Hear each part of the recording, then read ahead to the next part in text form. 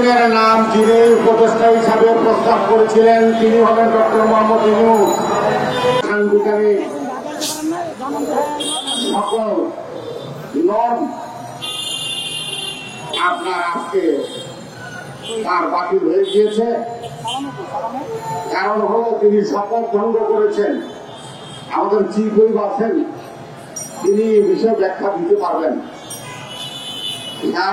যোগ্য একটা হত্যা মামলার আসামিকে শপথ করিয়ে তিনি তার শপথ ভঙ্গ করেছেন।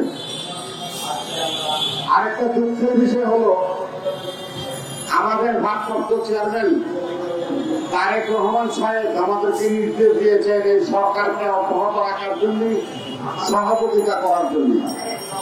আমরা কিন্তু সেভাবে এগিয়ে গিয়েছিলাম। দুর্ভাগ্যের বিষয় যে আজকে তিনি ভুল করছেন আর দায়িত্ব আমাদেরকে নিতে হচ্ছে। আপনারা জানেন কিনা এই ফৌজদারি হত্যা মামলার আসামি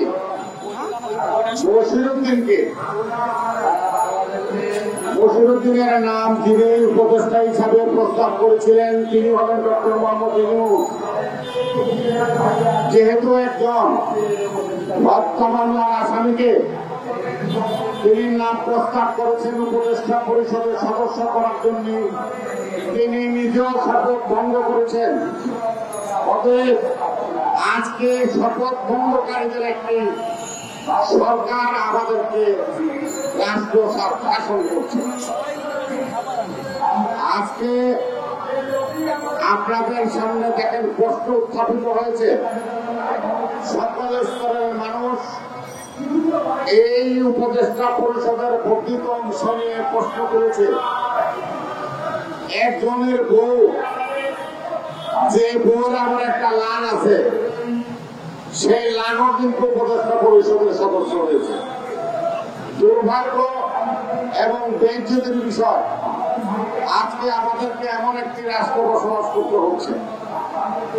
আমি অবিলম্বে এই উপদেষ্টাদেরকে প্রত্যাহার করে নিতে অনুরোধ করব সরকারকে, এবং অবিলম্বে আমাদের চেয়ারম্যান তারেক রহমানের সকল মামলা প্রত্যাহার করে তাকে দেশে ফিরিয়ে আনার ব্যবস্থা করতে হবে। এবং আমার শহর নারায়ণগঞ্জ, আমার জেলা নারায়ণগঞ্জের একজন কৃতি সন্তান দীর্ঘদিন কারাভোগ করছেন মিথ্যা মামলায়।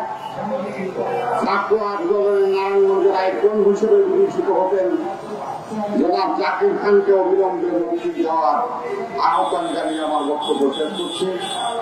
আল্লাহ হাফেজ।